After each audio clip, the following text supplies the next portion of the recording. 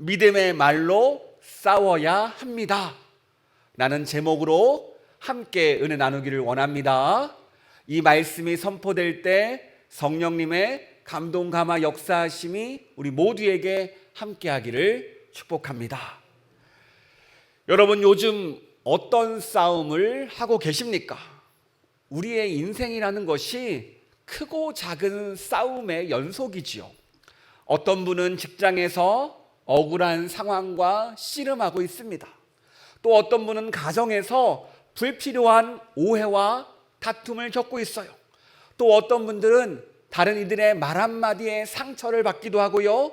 그 상처가 풀리지 않아서 마음속에서 그 상처와 끊임없이 싸울 때도 있습니다. 또 말이 통하면 그나마 괜찮은데 말이 통하지 않고 상식이 통하지 않는 사람과 만날 때가 있죠. 아무리 설명해도 아무리 말을 해도 자기 말만 하는 사람이 있습니다. 그럴 때는 얼마나 열불이 터지는지, 얼마나 답답한지 모릅니다. 여러분, 그런데 이 말이라는 게 정말 중요합니다. 왜냐하면 말 한마디에 천냥빚을 갚는다고 하지요. 이 말 한마디가 사람을 살리기도 하지만 이 말 한마디가 사람을 죽이기도 합니다. 이만큼 말이 중요하다는 거예요. 오늘 본문에서도 똑같은 상황이 나옵니다. 이스라엘을 괴롭히던 이 암몬 왕이 억지 주장을 하면서 전쟁을 걸어와요. 이때 사사로 세워진 입다는 하나님께서 주신 지혜로 이 문제를 풀어갑니다. 오늘 말씀을 통해서 믿음의 사람은 이런 상황 가운데 어떻게 문제를 풀어가야 되는지 그 방법과 그 지혜를 배워가는 이 저녁 되기를 축복합니다. 그래요, 오늘 말씀을 보니까요, 지금 전쟁이 임박한 상황입니다. 암몬 군대가 이미 이스라엘을 위협하고 있어요. 일반적으로 상대방이 쳐들어오면 어떻게 이야기합니까? 우리의 군사들을 모아서 맞서 싸우는 게 상식이에요. 그런데 오늘 입다는요, 그런 방법이 아니라 다른 방법을 생각해냅니다. 먼저 칼을 드는 것이 아니라요, 사자를 보내서 묻습니다. 우리 함께 12절 말씀 화면을 보면서 같이 읽도록 하겠습니다. 입다가 암몬 자손의 왕에게 사자들을 보내 이르되 내가 나와 무슨 상관이 있기에 내 땅을 치러 내게 왔느냐 하니. 그래요, 입다가 암몬 왕에게 묻죠. 우리 사이에 무엇이 잘못됐습니까? 왜 나의 영토에 침범합니까? 라고 질문해요. 그래요, 입다는요, 먼저 싸움 대신에 전쟁의 원인을 확인하기 위해서, 또 혹시나 전쟁을 피할 수 있으면 피하려고 대화를 선택합니다.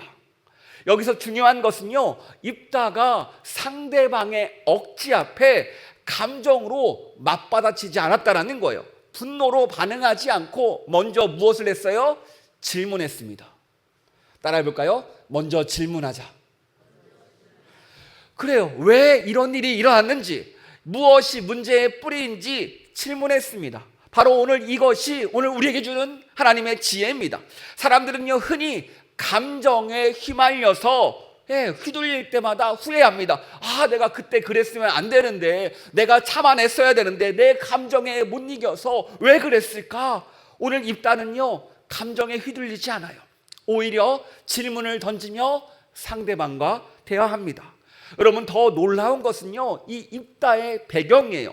원래 입다는 기생의 아들로서 사회에서 소외됐잖아요. 그래서 돛당이라는 외곽지대로 쫓겨나서 잡류들과, 한마디로 불량배들과 어울려 살았던 사람입니다. 쉽게 말해 그 동네는 말보다 주먹이 앞서는 동네일 거예요. 하지만 이번에는요, 그가 익숙한 방법 대신에 본능 내려놓고 대화를 선택해요.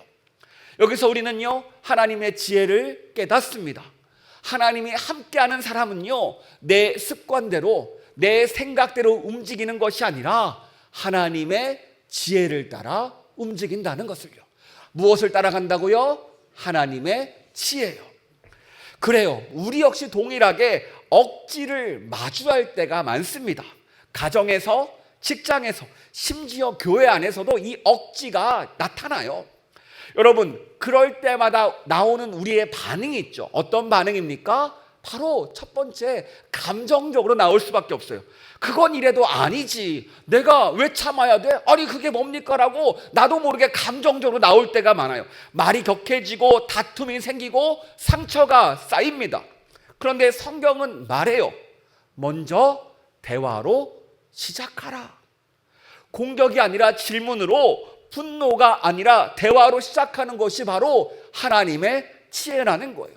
그렇다면 이 지혜를 어떻게 얻을 수 있습니까? 우리 예전에 야고보서 1장 5절 말씀 기억하십니까? 우리 같이 읽도록 하겠습니다.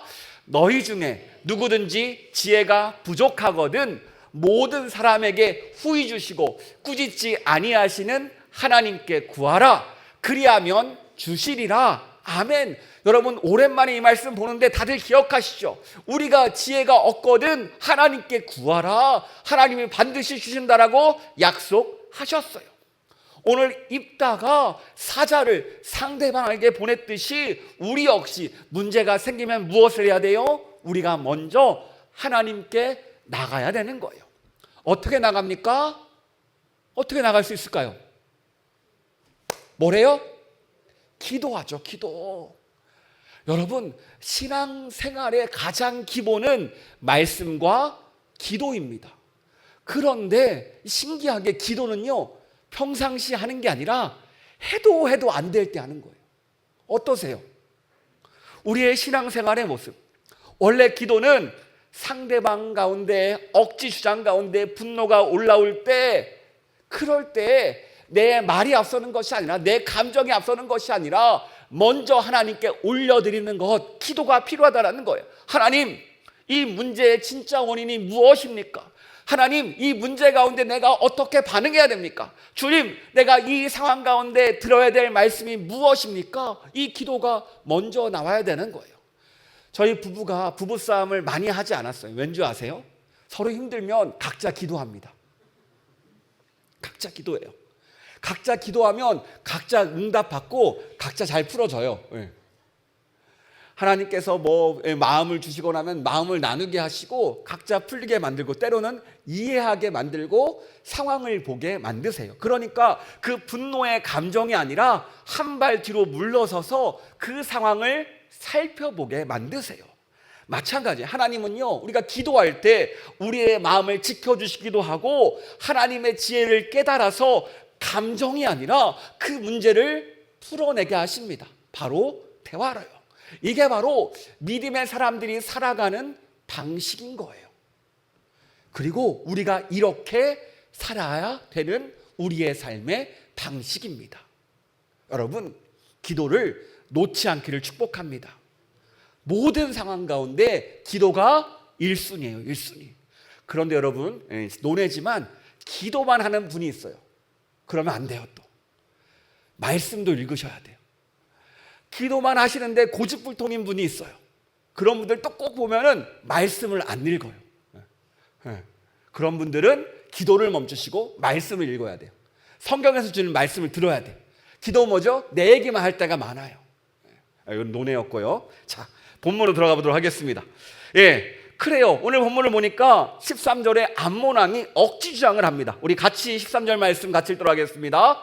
암몬 자손의 왕이 입다의 사자들에게 대답하되, 이스라엘이 애굽에서 올라올 때 아르논에서부터 압복과 요단까지 내 땅을 점령했기 때문이니 이제 그것을 평화롭게 돌려달라 하니라.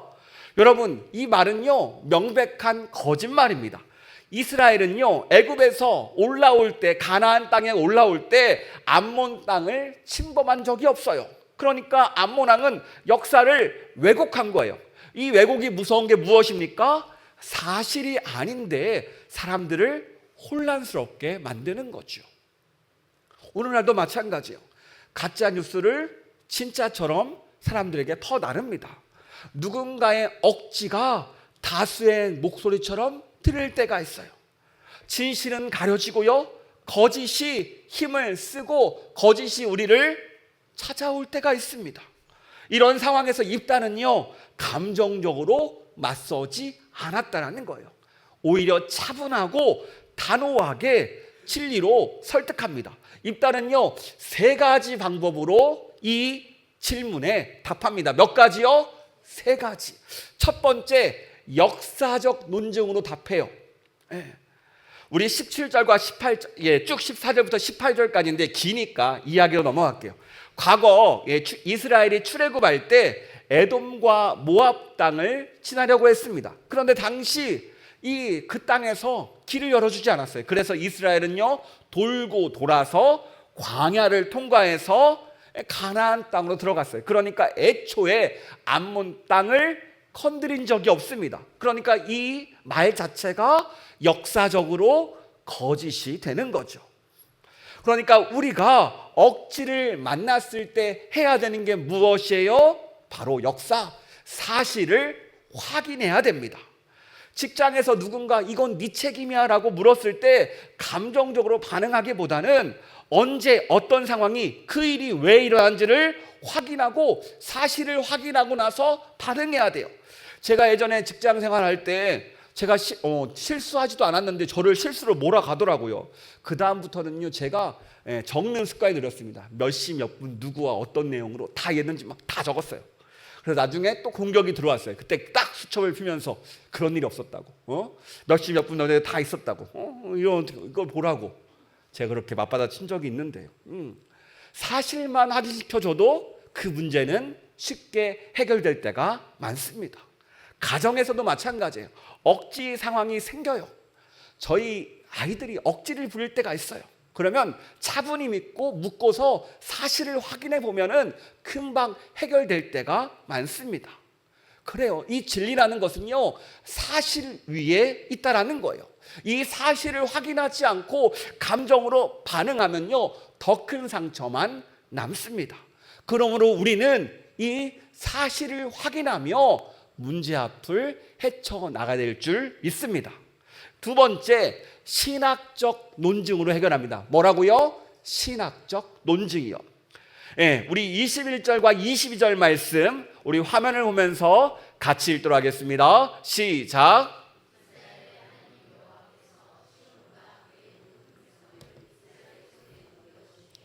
이스라엘이 그들을 쳐서 그 땅 주민 아모리 족속의 온 땅을 점령하되 아르논에서부터 아뽀까지와 광야에서부터 요단까지 아모리 족속의 온 지역을 점령하였느니라.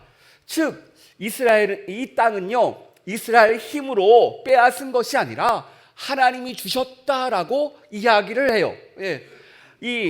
그 민족 간의 그 대결은, 싸움은 단순한 종족 간의 전쟁이 아니라 바로 신들의 전쟁이라고 고대에서 있었잖아요. 그러니까 하나님의 주권 속에서, 우리가 믿는 신이라는 그 주권 속에서 일어난 일이다라고 이야기합니다. 그리고 입단은 이것을 상대방이 이해할 수 있도록 24절에서 너희 같은 경우는 이렇게 주장하잖아 라고 설득시킵니다. 우리 24절 말씀 세 번역으로 함께 읽도록 하겠습니다. 시작.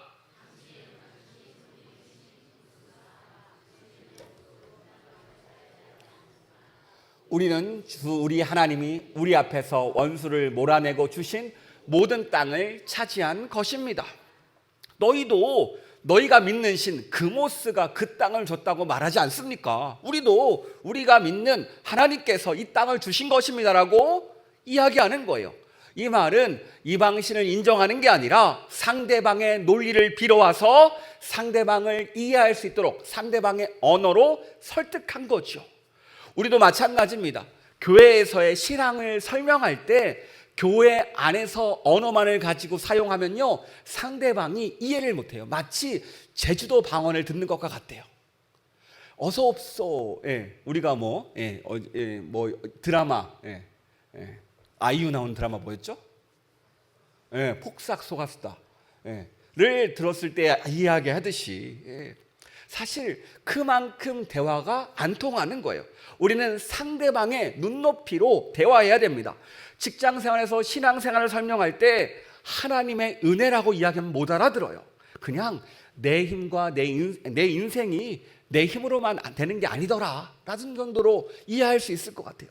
또 자녀들에게 교리를 설명할 때 하나님께서 우리 가정을 지켜주셨어 라는 정도, 그 정도의 상황적 언어, 우리의 간증적 언어로 가야 돼요. 내 상황을 설명하는 것들. 또 믿지 않는 가족들에게 복음을 설명할 때도 뭐 성경적 단어가 아니라 하나님께서 나에게 내 삶을 어떻게 바꾸셨는지를 그냥 쉬운 말로 설명할 수 있어야 됩니다. 진리는 언제나 예수님 중심이지만 표현은요 언제나 상대방이 알아들을 수 있어야 돼요. 예수님도요 당시에 그들이 가장 쉽고 이해할 수 있는 언어로 비유로 설명해 주셨어요. 이게 바로 대화의 능력입니다. 더 나아가서 우리의 삶의 모든 자리가 신앙 고백의 자리가 되어야 되는 거예요. 우리가 살고 있는 모든 삶의 자리, 가정, 직장, 사역의 모든 기회들, 이 모든 것이 하나님께서 주신 자리라는 거예요. 그래서 자꾸 말합니다. 우리가 무엇인가 잘 되면 말해요. 너 정말 운이 좋다. 아니에요. 우리는 하나님께서 도와주셨다. 내가 잘해서 얻은 게 아니야. 하나님께서 나에게 도와주셨어. 하나님 믿었더니 이렇게 축복해 주셨어 라고 이야기할 수 있어야 됩니다. 여러분, 믿는 연예인들이 상 받으면 뭐라고 이야기합니까? 첫 번째, 모든 영광을 하나님께 돌립니다를 말을 시작하잖아요. 너무나 잘 알거든요. 하나님의 도움 아니었으면 내가 이 자리에 올 수 없었다. 내가 힘들 때, 아플 때, 무너졌을 때 나를 일으켜 세운 분이 하나님이심을 고백하는 겁니다. 그러니까 내가 가진 직장도, 나의 건강도 하나님이 주신 자리예요. 우리 가정도, 우리의 자녀도 하나님이 주신 선물입니다. 내가 누리는 작은 은혜, 그것 모두 하나님의 손으로 이루어진 것이라는 것을 오늘 말씀은 이야기하고 있어요. 그러므로 우리 역시 삶의 모든 자리에서 하나님을 선포해야 될 줄 믿습니다. 그리고 세 번째, 법적인 논증을 해요. 자, 우리 26절 말씀 같이 읽도록 하겠습니다. 시작.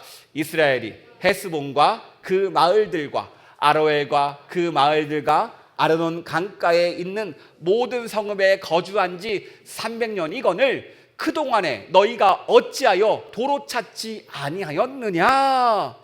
그래요, 이 땅을요 차지한 지 벌써 얼마가 지났어요? 300년이 지났어요. 그런데 왜 이제 와서야, 이 땅에 산 지 300년이 지나와서야 그 땅이 원래 내 땅이었다고 나가라고 이야기하면 말이 안 된다라는 거죠. 법적으로 상식적으로 인정할 수 없는 억지라는 겁니다. 그래요, 우리도 이런 억지의 상황을 만났을 때 차분히 상식과 이치를 들려줘야겠죠. 가정에서요, 우리 자녀들은요 가끔 이렇게 말합니다. 나만 손해보는 것 같다고, 내가 왜 이 일을 해야 되냐고. 저희 가정의 아이들한테 자꾸 가정의 일을 시키거든요. 네가 가정의 구성원으로서 이 정도 일을 감당해야 돼. 설거지도 해야 되고 빨래도 개야 되고. 저희 애들은 다 하고 있습니다. 때로는 요리도 해야 돼요. 이번 주 토요일 날 요리사가 되겠다고 선포했는데 모르겠습니다. 억지 부릴 때 네가 1년 동안 누린 것, 받은 것, 한 것들을 다 설명해줘. 일일이 차근차근 설명해줘. 엄마가 어떻게 했고 어떻게 했고 다 설명해주면 애들이 어쩔 수 없이 상식과 이치에 넘어갈 수밖에 없습니다. 또 직장도 마찬가지예요. 또 억지 부리는 분들이 꼭 있습니다. 그럴 때 어떻게 합니까? 규칙과 기준을 들어서 그동안 어떻게 했는지 설득해야겠죠. 또 교회 안에서도 마찬가지예요. 억지가 분명히 있습니다. 교회 안에서 성경적 원리와 교회의 전통 모두가 고개를 끄덕일 수 있을 정도로 설득을 해야 됩니다. 문제는 억지 부리는 사람은 분명히 감정적으로 공격할 거예요. 감정이 앞섭니다. 그러나 믿음의 사람은 어떻게 합니까? 사실을 가지고, 말씀을 가지고, 상식을 가지고 설득한다는 거예요. 이게 바로 진리가 가진 힘입니다. 그래요, 오늘 입단은요 역사적으로, 신학적으로, 법적으로 상대방을 조목조목 설득합니다. 소리 지르지도 않았고요, 분노로 맞서지도 않습니다. 오히려 차분하고 단호하게 맞서요. 여러분, 우리가 오늘 입다의 모습에서 배워야 될 점인 줄 믿습니다. 오늘 세상에서 교회를 향해서 뭐라고 손가락질 합니까? 하나님이 어디 계시냐? 이제 과학의 시대인데 무슨 신이 어디 있느냐? 보이지 않는 것을 어떻게 믿느냐? 끊임없이 이야기합니다. 그럴 때 우리는요 감정적으로 반응할 필요가 없어요. 차분하게, 그러나 분명하게 이 사실과 말씀과 상식으로 대응해야 될 거예요. 그리고 결국 이 진리라는 것은요, 결국 드러나게 되어 있습니다. 아무리 숨기려고 해도, 아무리 공격할지라도 진리는 드러나고 진리는 반드시 이기게 되어 있어요. 마찬가지로 오늘 우리의 삶 가운데 여러 가지 상황이 찾아옵니다. 그 상황을 감정이 아니라 오늘 입다처럼 어떻게 해요? 역사적으로, 신학적으로, 법적으로 같이 풀어나가는 우리가 되기를 축복합니다. 그런데 어떻게 해요? 이렇게 풀어도 상대방이 말을 안 들어요. 끝까지 억지를 부립니다. 그럴 때 27절에서 입다는 최종적으로 이렇게 말합니다. 우리 27절 상반절 같이 읽겠습니다. 내가 내게 죄를 짓지 아니하였거늘 내가 나를 쳐서 내게 악을 행하고자 하는도다. 그래요. 끊임없이 역사적으로, 신학적으로, 법적으로 다 설명했는데 조목조목 설득하고 모든 논리와 근거와 상식을 들어 이야기했지만 여전히 암몬 왕은 듣지 않습니다. 28절 이렇게 이야기해요. 같이 읽도록 하겠습니다. 암몬 자손의 왕이 입다에게 사람을 보내어 말한 것을 듣지 아니하였더라. 그래요. 사람이 듣지 않을 때, 진리를 거부할 때 있습니다. 입다는요, 마지막에 하나님께 판결을 맡깁니다. 우리 27절 말씀 다시 한번 읽도록 하겠습니다. 내가 내게 죄 짓지 아니하였거늘 내가 나를 쳐서 내게 악을 행하고자 하는도다. 원하건대 심판하시는 여호와께서 오늘 이스라엘 자손과 암몬 자손 사이에 판결하시옵소서 하였으나, 어떻게 갑니까? 이제는 하나님의 영역인 거예요. 심판하시는 여호와께서 오늘 판결하여 주시옵소서. 이제는 어떻게 합니까? 하나님께 맡겨드리는 거예요. 우리가 그동안 말로써 설득했어요. 최선의 노력을 다했어요. 그래도 안 될 때는 어떻게 합니까? 이제는 하나님께 맡겨야 되는 거예요. 여기서 우리는 중요한 교훈을 얻죠. 이 맡김은요, 포기가 아니에요. 맡김은 내가 더 이상 할 수 없어 라고 체념하는 게 아닙니다. 맡김은 이제 하나님의 영역입니다. 하나님께서 일하실 때입니다. 하나님께서 공평하게 일하실 줄 믿습니다라고 믿음으로 올려드리는 겁니다. 그럴 때 하나님은요, 일하신다니까요. 우리도 살면서 비슷한 경험이 있습니다. 가정에서 배우자와 함께 말다툼했을 때 서로 이야기하지만 해결되지 않는 문제들이 있습니다. 또 자녀들에게도 아무리 설명해도 듣지 않을 때가 있어요. 또 직장에서 사실과 상식으로 말했지만 어때요? 억지가 끝나지 않을 때가 있어요. 교회 안에서 최선을 다해 설득했는데 받아들여지지 않는 경우도 있습니다. 그럴 때 우리는요, 두 가지 길 중 한 가지를 선택해야 돼요. 첫 번째, 끝까지 붙들고 내 힘으로 해결하다가 내가 나가 지쳐 떨어져 버리던가, 두 번째, 내가 할 수 있는 최선을 한 후에 하나님께 맡기고 신뢰의 길을 걷는 겁니다. 여러분, 둘 중에 어떤 길을 걷겠습니까? 믿음의 사람은 두 번째 길을 걷는 사람이에요. 하나님께 맡기고 신뢰의 길을 걷는 사람이에요. 그렇다면 다시 질문해 보겠습니다. 하나님께 맡기고 신뢰의 길을 걷는 게 어떤 행동으로 나올까요? 뭐로 나와요? 기도겠죠. 기도겠죠. 이것저것 해보고 안 되면 하나님께 맡긴다는 게 기도입니다. 기도해야지 하나님께서 역사하신다니까요. 우리가 처음 기도로 시작했고 오늘 기도로 마무리 짓고 있습니다. 마찬가지예요. 기도하지 않고서는 이 문제가 풀리지 않는 거예요. 막상 내 노력만 해놓고 하나님께 맡기지 않는 행동, 기도하지 않는데 어떻게 하나님께 맡길 수 있겠습니까? 대책 없이 나 혼자의 힘으로 살아가려고 하는 거 아닙니까? 정작 하나님 믿는다고 말로는 해놓고서 기도하지 않는다는 것은요, 믿지 않는다는 뜻이에요. 여러분, 우리는 이것을 구분해야 됩니다. 끊임없이 하나님께 믿고 맡겨드린다면 이 저녁 나와서 기도하듯이 우리의 삶에 기도가 있어야 될 줄 믿습니다. 여러분, 김동호 목사님 있잖아요. 높은 뜻 숭의교회 목사님이셨는데 아들이 사춘기 때 신학에 대해서 회의를 끼고 교회를 점점 멀리 떠났습니다. 이 목회자인 아들은요, 너무 안타까워서 처음엔 말로 훈계하면서 아들을 바꾸려고 했어요. 그런데 어때요? 갈등만 커졌다고 합니다. 그런 중에 깨달았다고 하세요. 내가 아들을 바꾸려고 하니까 오히려 멀어지더라. 그래, 하나님께 맡기자. 그래서 기도했다고 해요. 하나님, 이 아들은 제 아들이 아닙니다. 하나님의 자녀입니다. 이제는 하나님께 맡겨드립니다. 그리고 그저 기도만 하고 나아갔대요. 아들에게 더 이상 조종하려 하지 않았고 대신 기도만 붙잡았어요. 몇 년이 지나서 아들의 신앙이 회복되었고요. 지금은 믿음 안에서 살고 있다고 합니다. 여러분, 기도의 능력을 아십니까? 내가 사랑하는 게 더 클수록 놓기가 힘들어요. 특히 자녀들, 문제들. 그런데 내 방식이 아니라 하나님의 방식으로 풀어내기를 원한다면 하나님께 맡겨야 되는 거예요. 내 힘으로 안 된다는 것을 깨닫는 순간 하나님께 맡기는 그게 뭐예요? 바로 기도라는 거예요. 여러분, 우리가 할 수 있는 가장 큰 믿음의 행위가 뭐예요? 바로 기도라는 거예요. 맡겨드림을 행동으로 보여드리는 것, 우리의 마음을 하나님께 올려드리는 것, 이것이 바로 기도라는 겁니다. 여러분, 오늘 말씀을 정리합니다. 오늘 말씀은요, 믿음의 말로 싸워야 한다고 이야기했어요. 이게 무엇입니까? 칼보다 먼저 대화를 선택하고 거짓과 억지 앞에서 진리로 설득하고 끝내 통하지 않았을 때 결과를 하나님께 맡겼습니다.